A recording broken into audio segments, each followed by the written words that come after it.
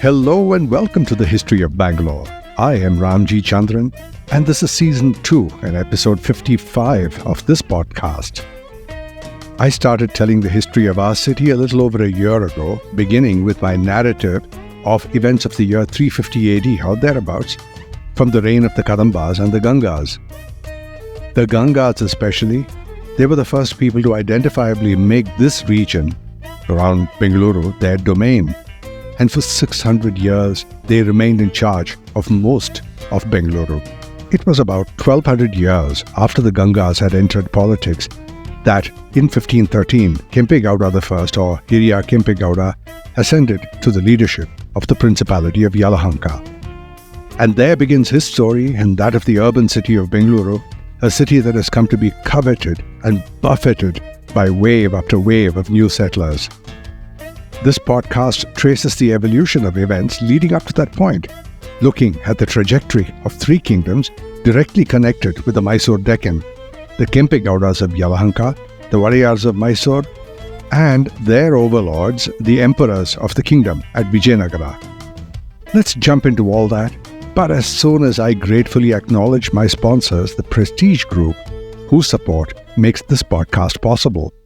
Building cities, one landmark at a time. They transform dreams into reality. You can be a part of the future. Simply add prestige to your life. In the last episode, I went over the origin stories of the Kempe Gowdas and the Mysore royals. And then what happened since, especially with the overlords. So to find out, let's head west now to the Vijayanagara kingdom and take a look at what was going on during this period that we cover in this episode. Such things are of great relevance to us because whatever the local families, the Wadiyars and especially the Kempe Gowdas, did in their principalities would have been in the name of the Vijayanagara kings. Around the turn of the century, 15th to the 16th, that is, the Vijayanagara kingdom was resplendent, it was glorious, and a great example for anyone visiting it. Certainly those directly associated with it, the Palegars, or the local chieftains with direct access to the court, people like Kempe Gowda and the reigning Wadiyar. In the decades just before this time, we have one of the earliest, if not the earliest, description of the kingdom and its capital by Italian traveller Niccolo di Conti. Niccolo Conti didn't write anything down himself. All his memoirs were transcribed from speech by his scribe, and of Vijayanagara, which he called Bisnagalia, he wrote, and I quote, "Travelling about 300 miles inland, he arrived at the great city of Bisnagalia, situated near very steep mountains. The circumference of the city is 60 miles. Its walls are carried up to the mountains and enclose the valleys at their foot, so that its extent is thereby increased. In the city, there are estimated to be 90,000 men fit to bear arms." Now, there are no mountains near Vijayanagara, or Bisnagalia as Conti pronounced it, but a large outcrop of rocks comprising massive boulders, the distinctive geological feature of the Deccan formed billions of years ago.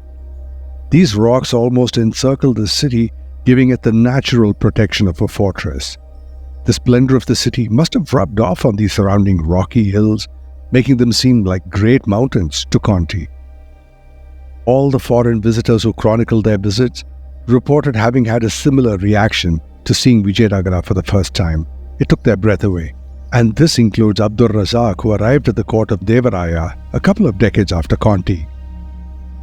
There's a hint in Conti's writing to the size and the scale of Vijayanagara. He said it was 60 miles in circumference. A circumference of 60 miles, or 100 kilometers as Conti described, meant that it would have been almost 31 kilometers wide. Even by today's standards, that would be a great big city. For example, that would be almost exactly the size of Bengaluru in 2010.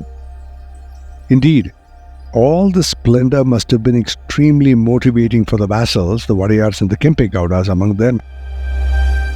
To understand what made Vijayanagara so motivating for them, you just have to look at the scale of the legends it inspired. For example, Conti didn't just talk about the city, he described what lay beyond it. He tells us about a mountain called Albanigaras, about 15 days' journey from Vijayanagara. Now, I don't quite know where that is, but he says it was towards the north. More likely it was probably east along the Krishna River for the context, because that's where he places diamond mines. He says that the diamonds lay in deep, inaccessible valleys, and to get them, people would throw raw meat into the ravines. Diamonds would stick to the meat, and then eagles would swoop down, grab the meat, and fly it back to their nests. And once the nest was scaled and the birds were scared off, the diamonds were collected. A wild tale, but one that shows up again and again in travelers' accounts. Marco Polo told a similar story in the 13th century, and Conti repeated the story. Now, Conti would have been talking about the very same mines called the Kollur mines in the Krishna basin. And this is the region where the Kohinoor diamond is believed to have been discovered. And by Conti's time, that diamond had already changed hands from the Kakatiyas of Warangal to the Delhi Sultanate. This was a good time for people in the Deccan. The Vijayanagara kingdom had come to settle down with Deva Raya after a quick succession of kings on account of repeated palace coups and assassinations. During and after the time of Conti's visit, Vijayanagara had reached the high point of military strength and cultural sophistication. Deva Raya's court, both Deva Rayas first and second, attracted poets, scholars and engineers, particularly Deva Raya II. It is true that Deva Raya II inherited a kingdom that was already impressive, but he made it more formidable. One of his key moves was political. He won over the Velamas, who had until then backed the Reddis and the Bahmanis. Bahmanis were the arch-rivals of Vijayanagara. And having won over the Velamas, Deva Raya took the fight to the Gajapatis of Odisha, another group that had been troubling him, and he defeated them. And though that eastern front would remain volatile for a while, it was largely in his control. Elsewhere, Deva Raya had more lasting success, especially on the western coast, which was vital for trade. He reasserted Vijayanagara's dominance over there, and that helped strengthen the empire's economy immeasurably. A large part of Deva Raya's successes came from his willingness to adapt diplomacy, strategy. He made sure his cavalry stayed top-notch by controlling the Malabar ports through which the Arabian horses were arriving. He brought Muslim soldiers into the army and gave them high-ranking posts and even built a mosque in the capital. It's very tempting to point out, even if it's true, that this wasn't just tolerance, that it was strategy. But to say that brings to mind one thing that I do need to mention. When I read accounts of this period by early British historians, many of them officers of the East India Company, I noticed a persistent framing of Deccan battles in religious terms. What I noticed was that they tended to describe the battles of the Deccan kings with the Sultanate in religious terms, pushing the narrative in the binary, and that binary is familiar: Hindu kings versus Muslim sultans. This is a hallmark of what came to be described as Orientalism, a term popularized by Edward Said, a scholar, a post-colonial cultural theorist if you like, to describe the colonial or the Western tendency to infantilize Asian societies, making them seem like childlike, emotional, and in need of Western control and guidance. And as I said, this was buttressed by the constant references to the Deccan kings as Hindu, and thus, by such accounts, Vijayanagara becomes the last great Hindu empire pitted eternally against the Islamic sultanates. But such framing obscures more than it reveals. It overlooks the fact that both sides, Vijayanagara and the Sultanate, employed soldiers, ministers, generals of diverse religious backgrounds. The reality was way more complex and much more interesting. Far from how Orientalism tends to portray its victims as incapable of sophisticated and linear thought, the descriptions of many of the Deccan kings through the ages definitely prove otherwise. For example, Sewell, in his book Forgotten Empire about Vijayanagara, reproduced a passage from Persian historian Ferishta, which demonstrate how soldiers were employed by Deva Raya, as I mentioned before. In essence, the passage speaks of how Deva Raya wanted to take back controls of the fortunes of his kingdom and stop paying the annual tribute to the Bahmani Sultanate levied from a previous lost battle. Why? Deva Raya asked his ministers and advisors. Should a kingdom as vast and as wealthy as Vijayanagara, richer in land, population and revenue than the Bahmani Sultanate, have to pay tribute to it? Now their replies were practical and pointed. The Bahmanis, they said, had two key advantages: superior horses and better archers, not something you wanted to go up against in war. Their cavalry rode powerful, tireless animals, unlike the thin, overworked horses of his kingdom.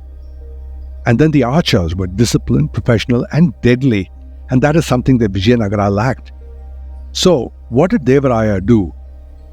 Rather than get emotional, wringing his hands and beginning to cry, Deva Raya II responded with sweeping military reform. He welcomed Muslim soldiers into his service, granted them jagirs, and went so far as to build a mosque in the capital, then known to outsiders as Brezanagar, another variant of Vijayanagara. He had a copy of the Quran placed with honor before the throne, so that his Muslim officers could perform their salutations without compromising their faith, which is that they would not bow before another king. At the same time, he made sure that the services of the Muslim archers were put to good use. His own soldiers were trained in archery with a great amount of rigor. Now the king led by example. His officers followed suit. In time, Deva Raya commanded a formidable force of over 2,000 trained Muslim archers, 60,000 archers from his own kingdom, 80,000 cavalry, and 200,000 infantry. These numbers were reported in Persian literature, and they may be exaggerated, but they speak to the scale and ambition of Deva Raya's military vision. This was Vijayanagara's answer to the Bahmanis: discipline, adaptation, and statecraft.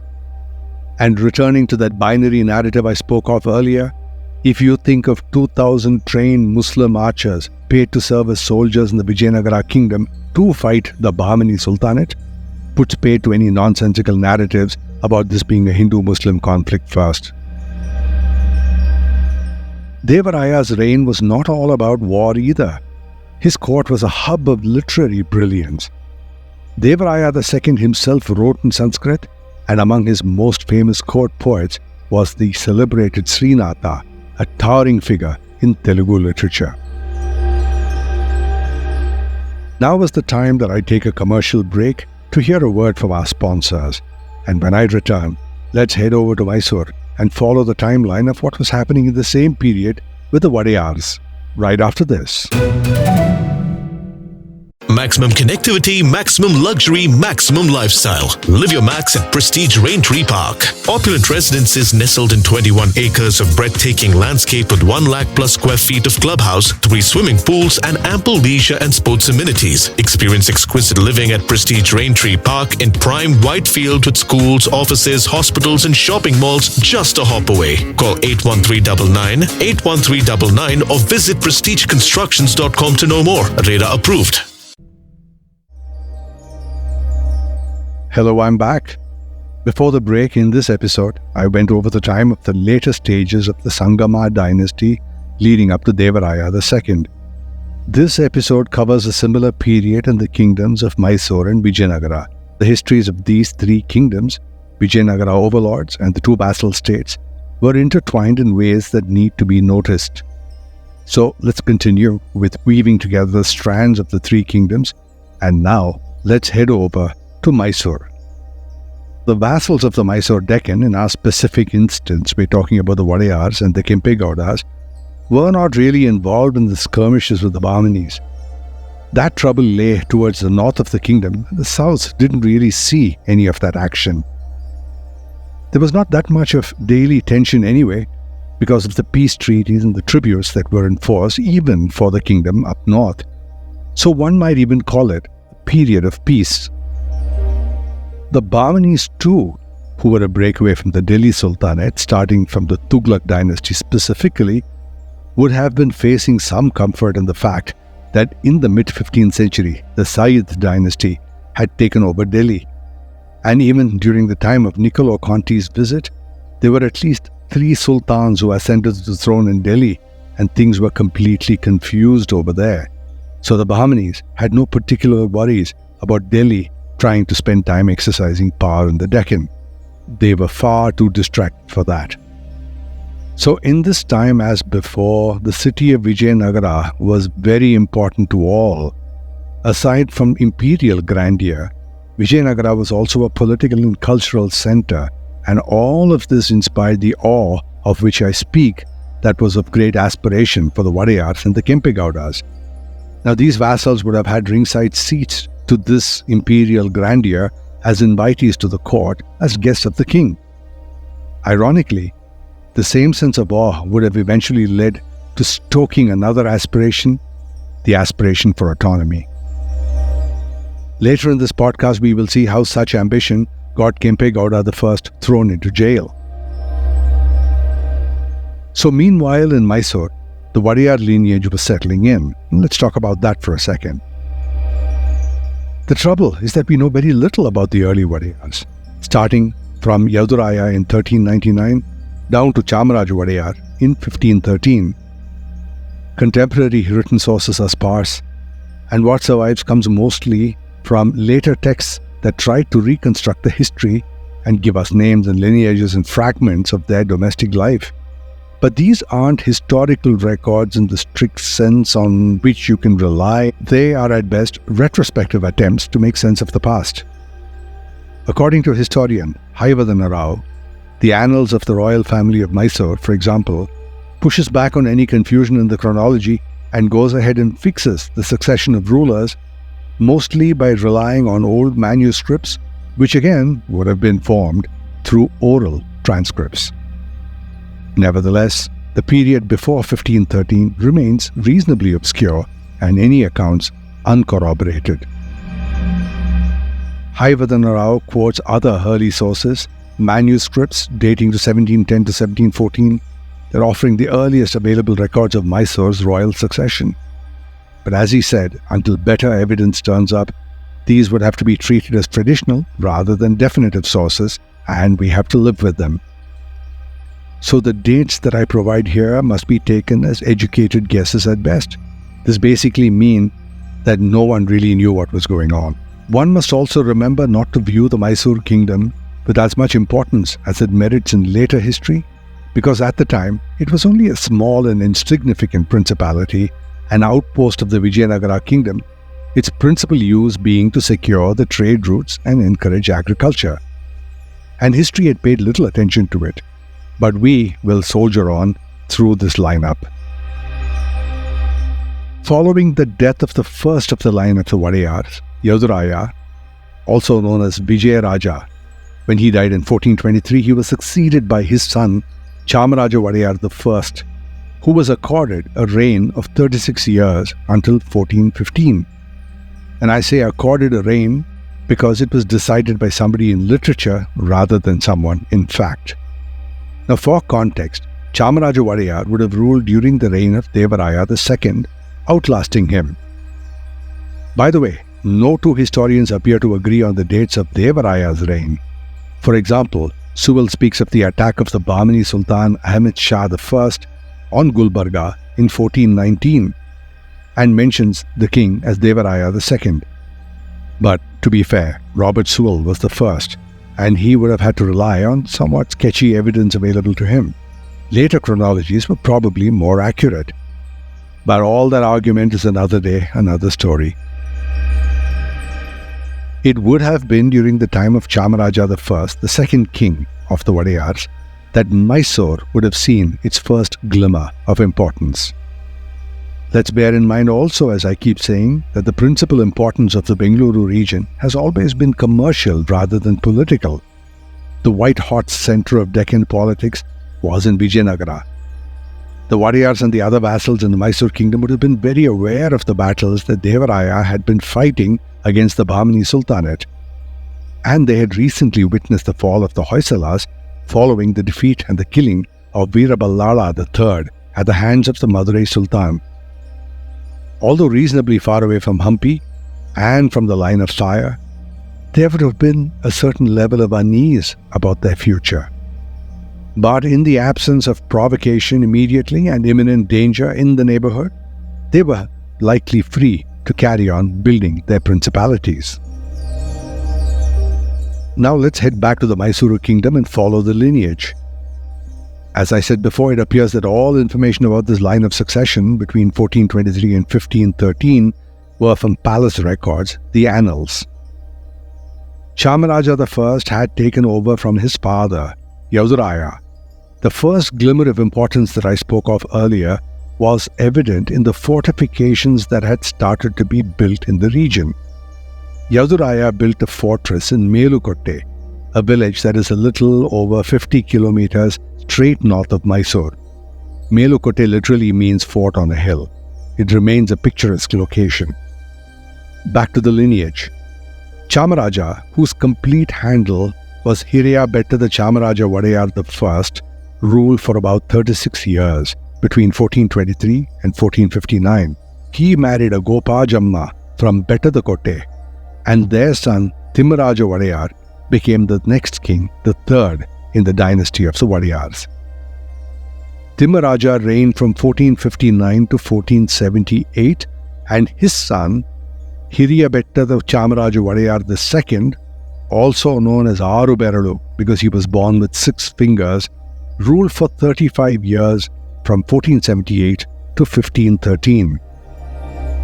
In the same span of time, things were astonishingly busy in Vijayanagara. There were no fewer than 9 kings from Deva Raya II, whose reign ended in 1446, to the ascension of Krishnadeva Raya in 1509. It was a dizzying line of succession, running from the Sangama dynasty of Deva Raya through the rather insignificant and quickly passing Tuluvas dynasty to the Tuluvas dynasty, of which Krishnadeva Raya was a part. And this, in brief, is how it played out. The fall of Vijayanagara is often attributed to a single event, the Battle of Talikota, when the reigning Adil Shah of Bamani laid waste to the city. In reality, the decline of Vijayanagara was a slow and steady process that started as early as after the death of Deva Raya II. In the decades that followed, his empire was beset on all sides. The Bamani Sultanate expanded into Telangana, pushing the Velamas south into Kurnool, and they clashed with minor chiefs under a very shaky Vijayanagara protection. Towards the east, the Odisha Gajapatis, who were once defeated by Deva Raya, had launched a major counter-offensive in the 1460s. With the help from the Bamanis, they seized Andhra and drove Vijayanagara forces out of Trichy and the Tamil plains north of the Kaveri.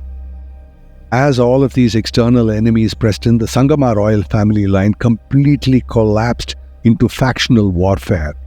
And in 1485, Saluva Narasimha, a trusted general, took power and ended the Sangama line, marking the start of the Saluva dynasty. When he died in 1491, real power passed on to his general, Narasa Nayaka of the Tulu coast, and by 1509, Narasa's son Krishnadeva Raya was crowned, ushering in the Tuluvas dynasty and a brief return to glory for the kingdom. Hundreds of years later, these events must seem like a blip in history to us, and indeed they were. But think of what it must have been for the kings of Vijayanagara and trauma by proxy for the Mysore kings. Not the least for the Kempe Gowdas, who, through their lineage from Kempe Gowda in 1433 down to Kempe Gowda to Kempe Gowda in 1513. All of these people watched that spinning carousel of kings in Hampi and would have dug themselves deeper and deeper in to consolidate and fortify their own presence. In the next episode, I look at the reign of Krishnadeva Raya and Achyuta Raya and the rise of their favorite vassal, Kempe Gowda, and how the city of Bengaluru came to be built. History at our doorstep coming right up. Stay tuned. I am Ramjee Chandran, and this is the History of Bangalore.